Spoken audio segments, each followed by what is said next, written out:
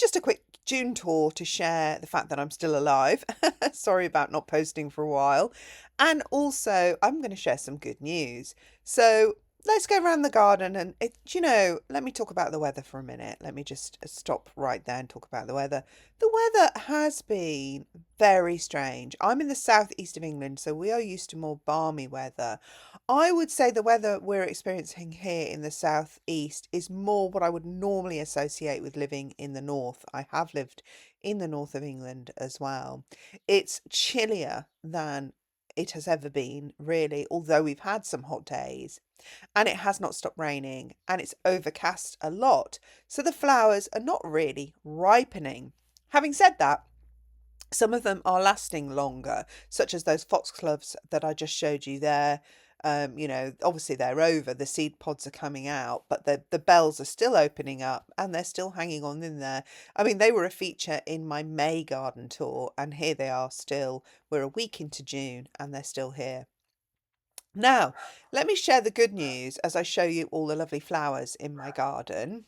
So the good news is that I've had an order for 6 bouquets from a local retailer who sells just local produce and, organic, locally grown, locally made things. So that's great. So they want 6 bouquets from me, and I've got to do those tonight. So condition them tonight and put them together. So in the morning. So I will probably do a little bit of a video on that, or at least show you them done.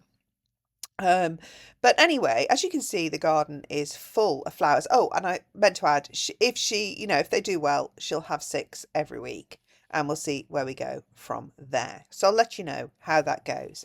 Now, it's a shame that I got that order now after these ranunculus have passed over. They're gone. I've already started digging those up, and I'm going to be putting zinnias and rudbeckia, and I've planted a rudbeckia there, as you can see, because they've gone a bit leggy in the greenhouse. I had nowhere to put them. So these ranunculus are not sellable. They're not looking particularly pretty right now either. They're over. So I'm going to replace that whole border with zinnias, rudbeckia, and I think I've got some ageratum I'm going to try and squeeze in there as well. So as you can see, a lot of these flowers are from May. They're still flowering, such as the foxgloves and the sweet William. The sweet William, some of which I will be using as cut flower because it lasts so long in the vase that even if you harvest it fully open, such as this stem here, it's still going to last a good week or more in the vase. I can't tell you, it lasts so long in the vase, you won't believe it, without losing its colour or anything. The foxgloves I can't use because most of their bells have opened and have or are already ripening into seed pods, so I can't use those. But I've still got an agella to come there, and I've still got the greater knapweed, which is a really cute kind of thistly type variety of flower. I've got some snapdragons. The not these ones. These are over really. These aren't harvestable because they've lost their bells already. And they're creating seed pods. That one maybe I can probably do in a couple of days. I'll see how it looks. But if they've got seed pods here, then they're no good. They've already flowered really past their best. So, but I do have some in the greenhouse, which I hopefully will be able to harvest another flush. So we'll hopefully have some snapdragons for my shop, my retail order. And as I say, you can see, I'll show you it at the end of the video. It's so dry under here. I didn't realise because of the rain we've had, but that ranuncular bed was stone dry, which is why they have suffered terribly. The roses, yes. So how you get these long, lovely stems on the roses is to basically sandwich your roses in between things. So I've got them sandwiched between the greenhouse, a hedge, and a pergola.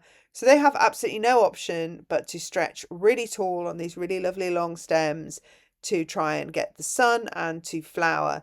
And that's what gives you these beautiful long sort of stems on my roses. And that is also how I get long stems on my tulips as well. I don't plant my tulips in full sun. And also anyway, tulips have lower light levels, so they have to grow taller where we are here in the UK. Anyway, you can see I have lots of things. I've got some Nigella to come, so that's going to be good if she does order again, because I will have lots of Nigella coming. Lots of cornflowers, different colours, a lavender, a pink and a black, as you just saw.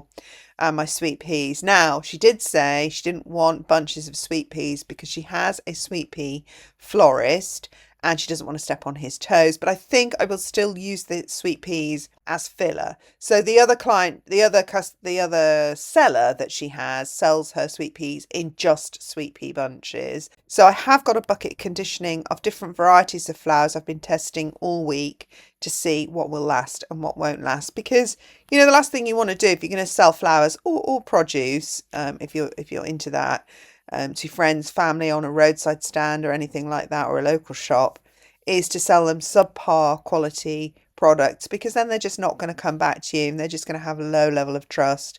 So all week I've just been cutting stems as and when I fancy it, chucking them in a cool bucket in a dark room in my garage where it's not heated and where it doesn't have direct sunlight. And then, you know, I see how they're faring in there. And I must say, the ones I've picked seem to be doing really well. And you can see here, you can pick the sweet peas with the buds just coming out and all the twirly bits, and it'll make a nice filler. You can see there's some Shasta daisies still to come, so I have more to come yet. The Canterbury bells have been brilliant. This rose is not my favourite, but you know, it's got a second flush of flowers coming, so it'll have its uses. This Cerinthe honeywort has just been my absolute favourite plant this year that I've grown. It is the first time that I've grown it. I wasn't expecting it to be as robust as it was, but when you plant as many plants as I do, cram them into those cottage garden borders, it's really important to have plants that can kind of hold their own in a crowd. And honeywort can do that. It has popped up everywhere I've planted it. It has not been drowned out by other plants, even, you know, like a yarrow that was planted last year. It's even risen above all that. I only grew it this year. I didn't overwinter it like a lot of people do. My overwintered honeywort didn't do very well, although I might try that again this year so I can have a little bit of a succession of the honeywort, because I love it. Let me tell you, it's great.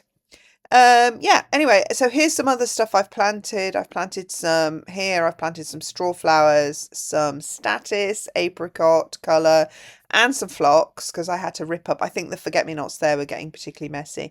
This was a makeshift. I had to get my cosmos out. I was going to put courgettes. If you watched my previous video, I said I was going to put courgettes in here. I haven't put courgettes in here because I just needed somewhere to put my cosmos, because I thought if this lady does also want flowers, I need to make sure that I've got them coming over the next few weeks and months. And you know, eventually my roses do peter out when it gets really hot in the summer, as will my sweet peas when it starts to get really hot. So I need something to replace those when that happens. This is my favourite, one of my favourite plants as well, and it looks lovely with the honeywort here, the saponaria, but I did not plant enough this year, so I'm actually pretty gutted about that. I am doing a video soon, this week hopefully, of all of the flowers that you need to plant now, so now, for next year. And Canterbury bells, this purple bell that I'm showing you now, is one of those. And I will also be harvesting this for cut flowers because it has these kind of offshoot bells. You can harvest the main stem if you want, but it is quite thick, and also, you know, I didn't want to damage the plant by harvesting the main stem. So I'm going to harvest these sort of side stems because they also make nice, you get the bell usually opens on the top first, and then it makes also a nice flower for a bouquet. I'm not a fan of Orlea. I have grown this because I've seen other florists and flower farmers growing it, and honestly, I thought it had kind of an ammy look to it, but I just don't like it. I think it's wishy-washy. The stems are wishy-washy. I will use it because I know people do like it. It looks pretty. I thought it looked pretty in all the videos that people have and in their bouquets, but I personally don't like it. For me, it's just too weak and wishy-washy. These, however, again, these Canterbury bells, so this is a white variety. Well, they're actually the same variety. They just come in these different colours. You don't know what you're going to get when they sort of germinate. So as I say, we'll do that video about what you should be sowing now for next year. As with the Sweet Williams, again, you need to be kind of sowing those now if you want flowers next year. But you should, because these Sweet Williams, again, like the foxgloves, they featured in my May garden tour.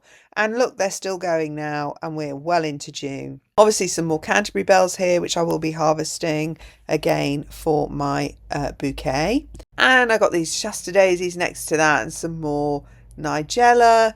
So I think I'm going to have plenty of flowers. My main thing I'm worried about is having showstopper flowers, like the main event in a bouquet. That's what I worry that I probably don't have enough of once the roses are over.